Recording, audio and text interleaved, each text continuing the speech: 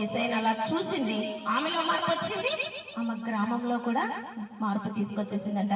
ఎవరైతే వెలేసేసారో ఆ పట్టణానికి ఎవరు వెళ్ళారు? యేసయ్య వెళ్ళారు. ఎవరైతే మనల్ని కాదు అంటారో, ఎవరైతే మనల్ని ద్వేషిస్తారో, ఎవరైతే నువ్వు ఇక పనికిరావు అని అంటావో, ఇక నువ్వు కూర్చొని ఏడుస్తా ఉండొచ్చు, నాకు ఎవ్వరు లేరు, నన్ను ఆదరించే వాళ్ళు లేరు, ఇంకా ఎందుకు నా జీవితం, నేను ఎందుకు బ్రతకాలి, ఇంకా ఎందుకు చావే శరణ్యము అనుకోవచ్చు. కానీ ఎవ్వరు లేని సమయంలో ఎవరు వస్తారంటే మన దగ్గరికి? యేసయ్య మన దగ్గరికి వస్తాడంట.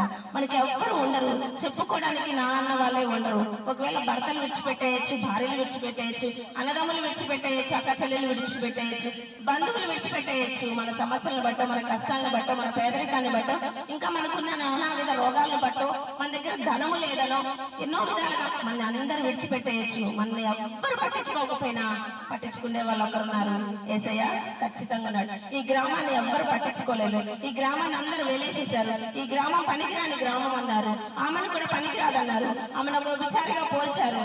కానీ ఆమె దగ్గరికి ఎవరు వెళ్ళారు? యేసయ్య వెళ్ళాడు. ఆమె జీవితాన్ని మార్చడానికి వెళ్ళాడు.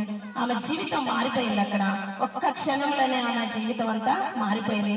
మనకు కూడా ఒక్క క్షణంలోనే దేవుడు ఏదైనా మార్చగలడు, ఒకే క్షణంలో ఏదైనా చేయగలడు.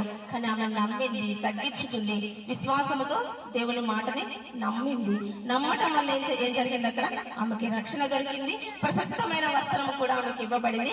అంతేకాకుండా అనేకమైన ఆత్మల్ని కూడా ఆమె రక్షించింది. అనేకమైన ఆత్మలు రక్షిస్తే ఎలా ఉంటారంటే తెలుసా? ప్రకాశించు నక్షత్రం వల్లే నిత్యము తేజరిల్లేవారుగా ఉంటారు. ఎలా ఉంటారు? నక్షత్రం ఎలా అయితే మెరిసిపోయిందో, నక్షత్రం ఎలా అయితే కాంతినిచ్చిందో, అలా ఎవరైతే ఆత్మలు సంపాదిస్తారో నిత్యము పరలోకంలో కూడా అలాగే తేజరిల్లుతూ ఉంటారంట. ఆ స్త్రీ ఒక్కటెళ్ళింది, ఆ పట్టణం అంతా రక్షించుకుంది. మనం బాప్తిజం తీసుకొని ఎన్నో సంవత్సరాలు అయిపోతా ఉంటది, మన రక్షణ పొంది ఎన్నో సంవత్సరాలు అయిపోతా ఉంది, మన దేవుని తెలిసి ఎన్నో సంవత్సరాలు అయిపోతా ఉంది. మనం ఒక్క ఆత్మనన్న దేవుని దగ్గరికి తీసుకొచ్చామా? ఒక్కరికైనా మనం సువార్త చెప్పామా? ఒక్కరినైనా దేవుళ్ళకి నడిపించామా? ఏ రోజైనా?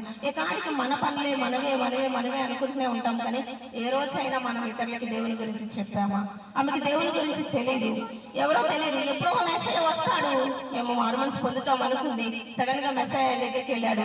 నిమిషంలోనే, ఒక్క క్షణంలోనే ఆమె జీవితాన్ని మార్చుకుంది. తన పట్టణం అంతా